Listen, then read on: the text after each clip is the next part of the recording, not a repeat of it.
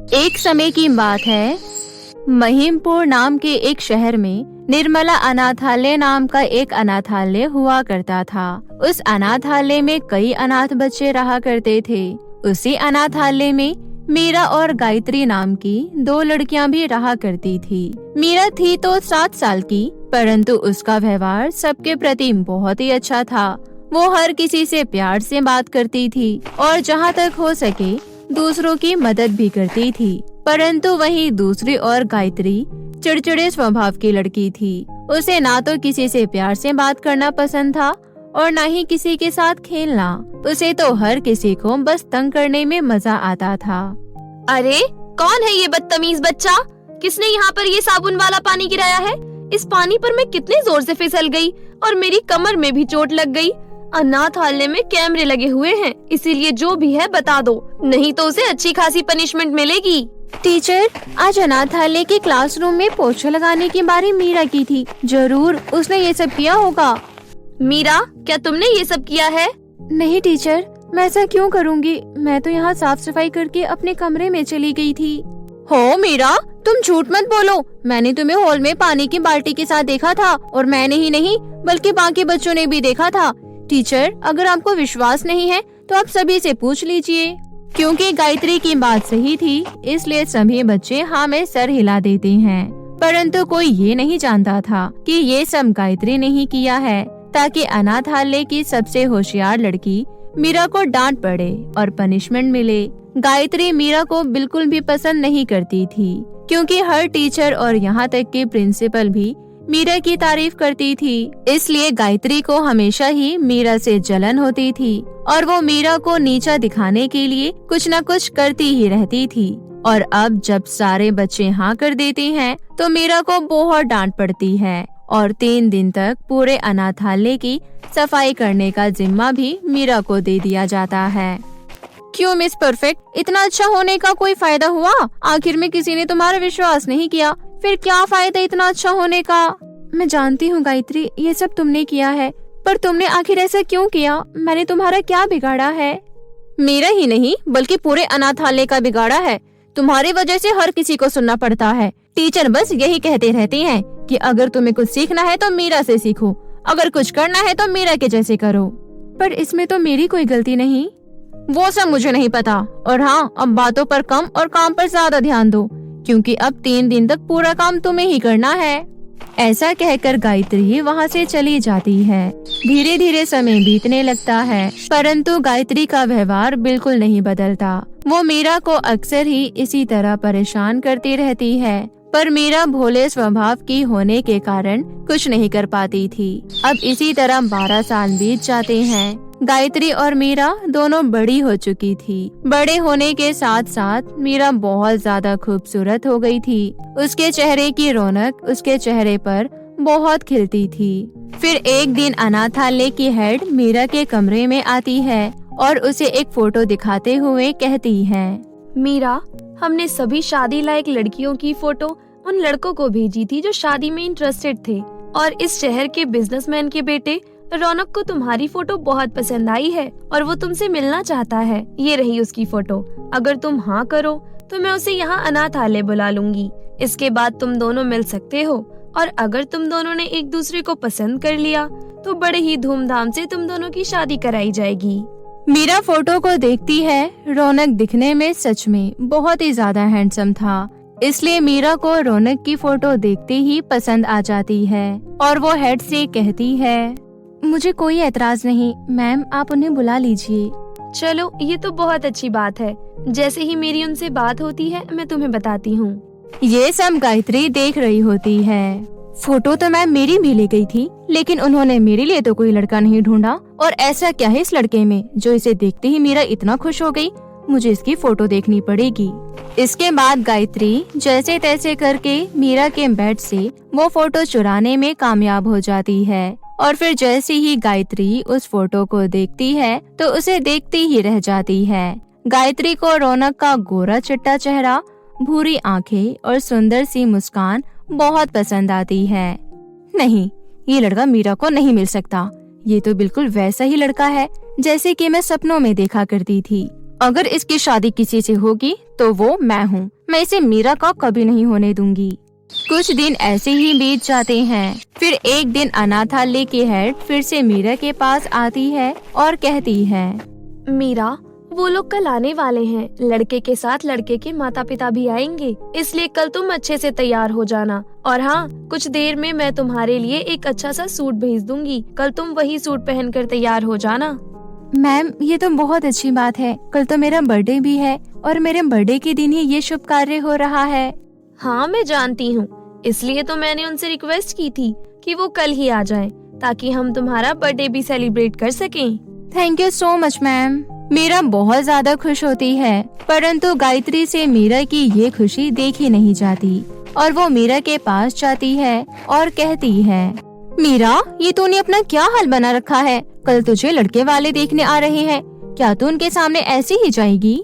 क्या हो गया? तू ऐसा क्यों कह रही है? अरे शक्ल देख अपनी, तेरे चेहरे का ग्लो बिल्कुल उड़ चुका है। क्या तू सच कह रही है? अब मैं क्या करूं? मैं तुझसे लड़ती हूँ, झगड़ती हूँ, पर इसका मतलब ये थोड़ी है कि मैं तुझसे बिल्कुल प्यार नहीं करती। तू चिंता मत कर, इसका उपाय है मेरे पास। सुन, यहाँ से दक्षिण दिशा की ओर जो हरिहर नदी पड़ती है, उसके पास इन महीनों में नीले फूल खिले रहते हैं। वो नीले फूल चेहरे के लिए बहुत ही गुणकारी होते हैं। उन्हें पीसकर लगाने से चेहरे का ग्लो 10 गुना बढ़ जाता है। अगर तू उन फूलों को ले आए तो उसे पीसकर मैं तेरे चेहरे पर लगा दूंगी और फिर तेरा ग्लो वापस आ जाएगा। Thank you so much Gayatri. अगर तू नहीं होती तो सच में मैं बहुत बड़ी दिक्कत में पड़ जाती। ऐसा कहकर मीरा गायत्री की बताई हुई जगह पर जाने लगती है और यहाँ गायत्री मन ही मन खुश हो रही होती है। बड़ी आई थी मेरे सपनों के राजकुमार रौनक से शादी करने वाली। बहुत जन्नत के सपने देख रही थी ना, अब तुझे मैं जन्नत ही पहुँचा दूंगी। मीरा गायत्री की बताई जगह पर पहुँच जाती है और उस नदी के पास लगे नीले फूलों को तोड़ने लगती है। तभी गायत्री अचानक से पीछे से मीरा को धक्का दे देती है और मीरा नदी में गिर जाती है। मीरा मदद के लिए आवाज लगाती है, परंतु कोई उसकी आवाज नहीं सुनता और कुछ देर बाद मीरा बेहोश हो जाती है। फिर जैसे ही उसे होश आता है, वो अपनी आंख मलते हुए कहती है, मुझे तो लगा था कि मैंने अपने प्राण ही गवा दिए, पर आखिर मेरी जान बचाई किसने? तभी पीछे से आवाज आती है, मीरा, पीछे देखो, मैं हूँ, मैंने तुम्हारी जान बचाई है। मीरा जब उस नदी में उस जादुई बर्थडे केक के पेड़ को देखती है तो वो थोड़ी हैरान रह जाती है। ये क्या करिश्मा है? हाँ मीरा, तुम इसे करिश्मा भी कह सकती हो। मैं एक बर्थडे केक का जादुई पेड़ हूँ। जब तुम नदी में डूब रही थी तब मेरी नजर तुम पर पड़ गई और मैं तुम्हें यहाँ किनारे पर ले आया। तुम कल से बेहोश हो, पर भगवान का शुक्र है कि तुम्हें आज होश आ गया। क्या मैं कल से बेहोश हूँ? आज तो मुझे लड़के वाले देखने आने वाले थे और आज तो मेरा जन्मदिन भी है और मैं यहाँ बेहोश पड़ी हूँ। अब मैं वहाँ ऐसे हालत में कैसे जाऊँगी? अब मैं करूँ तो क्या करूँ? तुम चिंता मत करो मीरा, जैसा कि मैंने तुमसे कहा, मैं एक जादुई बर्थडे केक का पेड़ हूँ, इसलिए मैं अपने बर्थडे केक के जादू से तुम्हारी परेशानियाँ दूर कर सकता हूँ। सबसे पहले तुम एक काम करो, तुम मेरे पेड़ से एक बर्थडे केक तोड़ लो और मेरे सामने बर्थडे मनाओ। मीरा जादुई बर्थडे केक के कहे अनुसार उसके पेड़ पर से एक जादुई बर्थडे केक तोड़ लेती है और उसे काटकर अपना जन्मदिन मनाती है। मीरा, अब तुम इस केक को खाओ और इसका जादू देखो। मीरा ऐसा ही करती है। मीरा जैसे ही उस जादुई बर्थडे केक को खाती है, उसका पूरा हुलिया ही बदल जाता है। वो पहले से भी ज्यादा खूबसूरत हो जाती है और उसके भीगे गंदे कपड़े सोने के कपड़ों में बदल जाते हैं। ये देखकर मीरा बहुत ही ज्यादा खुश हो जाती है। मीरा, अब तुम्हें चिंता करने की कोई जरूरत नहीं है। जब तक ये केक तुम्हारे पास है, कोई तुम्हारा कुछ नहीं बिगाड़ सकता। अब तुम जल्दी से जाओ, वो लोग तुम्हारा इंतजार कर रहे होंगे। पर मेरे पास समय बहुत कम है, मैं इतनी जल्दी वहाँ कैसे पहुँचूंगी? तुम चिंता मत करो, तुम इस बर्थडे केक को खाओ और अपने लिए एक उड़न खटोला मांग लो। मीरा ऐसा ही करती है और मीरा के कहते ही वहाँ पर एक उड़न खटोला प्रकट हो जाता है और मीरा उसमें बैठकर अनाथालय पहुँच जाती है। लड़के वाले वहाँ पर मीरा का इंतजार कर रहे होते हैं। तभी मीरा देखती है कि गायत्री वही सूट पहनकर तैयार होती है जो हेड ने मीरा को दिया था। ये देखकर मीरा को बहुत गुस्सा आता है और वो गायत्री के लड़के वालों के पास पहुंचने से पहले ही जल्दी से वहां पहुंच जाती है। जब रौनक मीरा को उन सोने के कपड़ों में देखता है तो वो हक्का बक्का रह जाता है, परंतु उसकी नजर कपड़ों से ज्यादा मीरा की खूबसूरती और मासूमियत पर होती है और रौनक मीरा को पहली नजर में ही देखते ही उसका दीवाना हो जाता है। मैंने जितना फोटो में देखा था तुम तो उससे भी ज्यादा खूबसूरत हो और तुम्हारी ये चंचलता और मासूमियत मुझे बहुत पसंद आई है। मुझे तुम पसंद हो और शादी के लिए मेरी हाँ है, परंतु इन सब से पहले मैं तुम्हारा फैसला जानना चाहता हूँ। मुझे भी आप बहुत पसंद है और शादी के लिए मेरी भी हाँ है। ये सुनकर सभी खुश हो जाते हैं और एक दूसरे को मिठाई खिलाने लगते हैं। गायत्री ये सब देखकर जल भुन जाती है और उसके अंदर गुस्से का उबाल जागने लगता है। एक तो ये मीरा पहले से इतनी खूबसूरत थी, उसके बाद ये जब से नदी के पास से लौटी है तब से ये और भी ज्यादा खूबसूरत हो गई है और इसके पास ना जाने कहां से ये सोने के कपड़े भी आ गए हैं। जरूर कुछ गड़बड़ है, मुझे उससे बात करनी होगी। इसके बाद गायत्री मीरा के पास जाती है और बहुत ही प्यार से बात करती है। क्या बात है मीरा, लगता है तुमने उन नीले फूलों को अपने चेहरे पर लगा लिया है, तभी तुम्हारा चेहरा इतना खिल रहा है। नहीं, ऐसा नहीं है गायत्री, इसका कुछ और ही कारण है। इसके बाद एक एक करके गायत्री मीरा से सारी बात निकलवा लेती है और मीरा से सारी बातें जानने के बाद गायत्री बहुत ज्यादा खुश हो जाती है और फिर रात को जब सब सो जाते हैं तो गायत्री मीरा की अलमारी में रखा हुआ वो जादुई बर्थडे केक निकाल लेती है और अपने कमरे में ले आती है।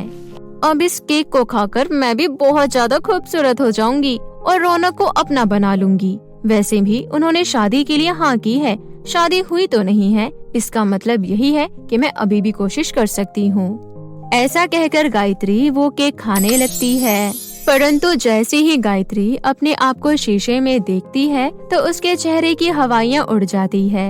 उसका चेहरा किसी चुड़ैल से कम नहीं लग रहा होता। ये क्या हो गया? ये केक तो मुझे खूबसूरत बनाने वाला था, पर इसने तो मुझे चुड़ैल का रूप दे दिया। अब मैं अपना ये चेहरा किसी को कैसे दिखाऊंगी?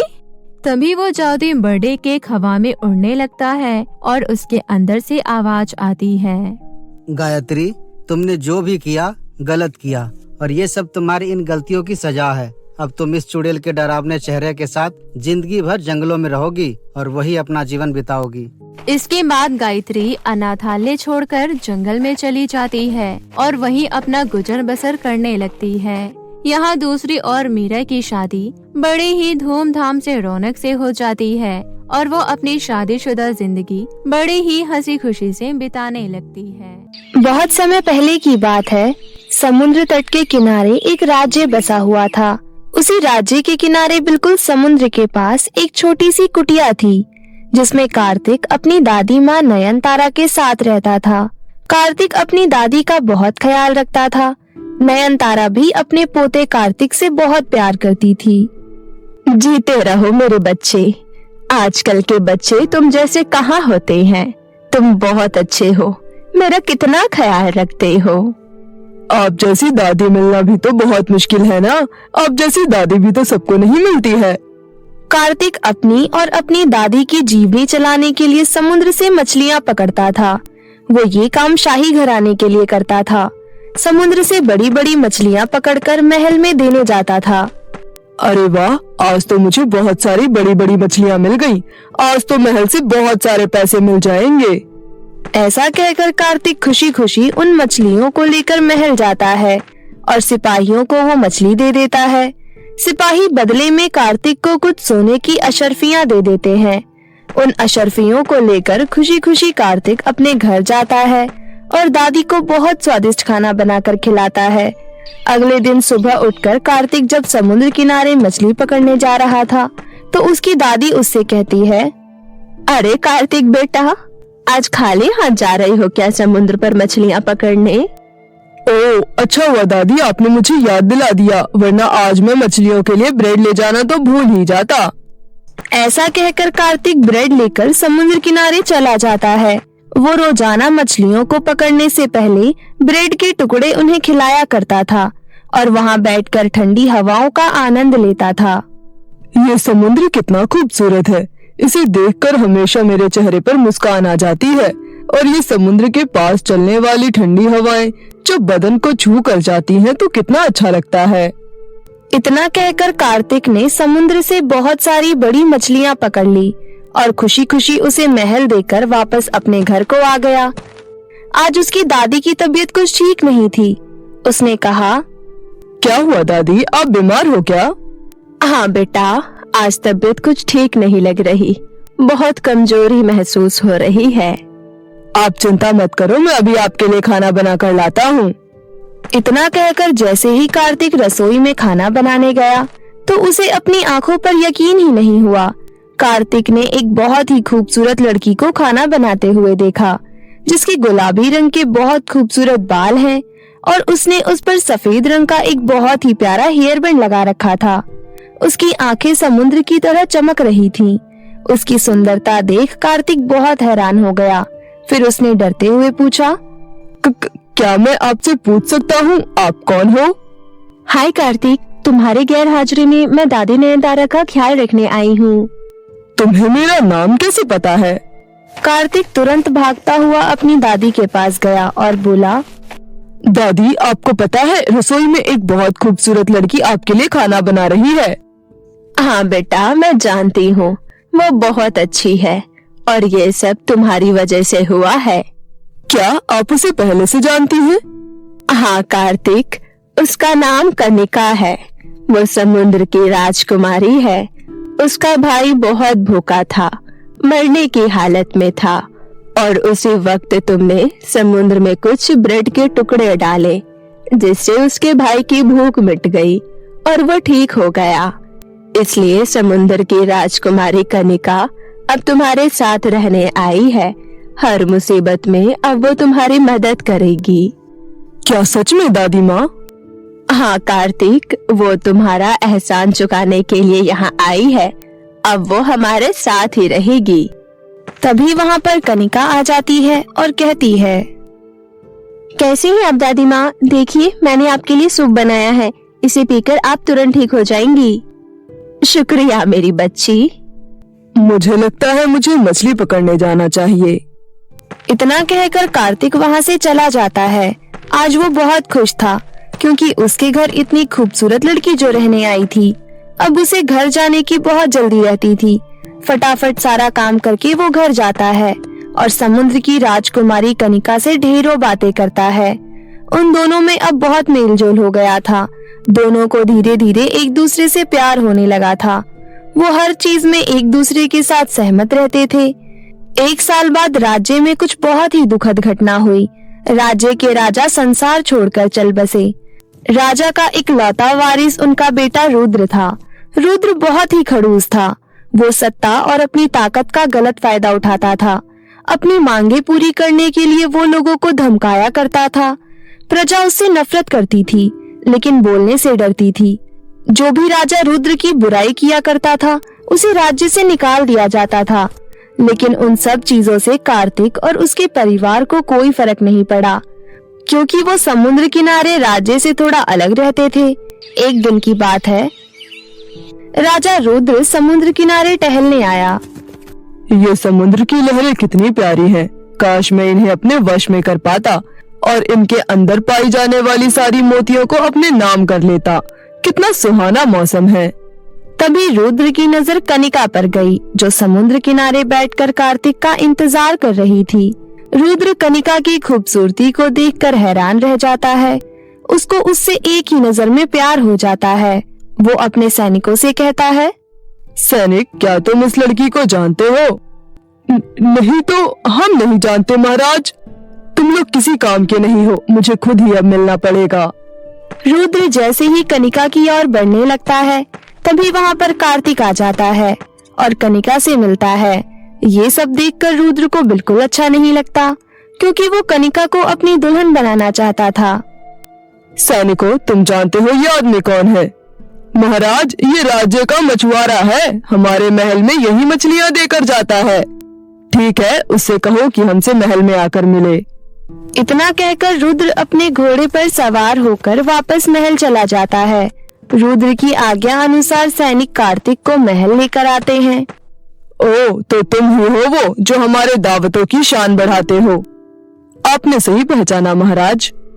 मेरी एक इच्छा है, मैं चाहता हूँ कि तुम मेरे लिए आज शाम तक 12 टन मछली पकड़ कर लेकर आओ। यदि तुमने ऐसा नहीं किया तो मैं तुम्हारा सर धड़ से अलग करवा दूंगा। लेकिन महाराज। कार्तिक की एक नहीं सुनी गई और उसे वापस महल से बाहर छोड़ दिया गया। वो वापस घर लौटा और उदास होकर बैठ गया। तभी वहाँ पर समुद्र की राजकुमारी कनिका आई और बोली, क्या हुआ कार्तिक, तुम इस तरह उदास क्यों बैठे हो? आज शाम तक में राजा ने मुझे 12 टन मछली पकड़ने को कहा है। इतनी मछली कुछ घंटों में पकड़ना संभव ही नहीं है। तो इसमें घबराने वाली क्या बात है? तुम घबराओ मत, ये मेरे बाएं हाथ का खेल है। ऐसा कहकर कनिका कार्तिक को लेकर समुद्र किनारे जाती है और ताली बजाती है। तभी कार्तिक देखता है कि सारी मछलियाँ खुद ब खुद समुद्र से निकलकर उसके पास आ जाती हैं।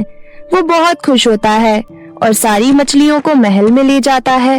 रुद्र ये सब देखकर बहुत हैरान होता है और अपने मन में सोचता है, ये कार्य तो संभव ही नहीं था, फिर इसने कैसे किया? मतलब मेरा शक सही निकला।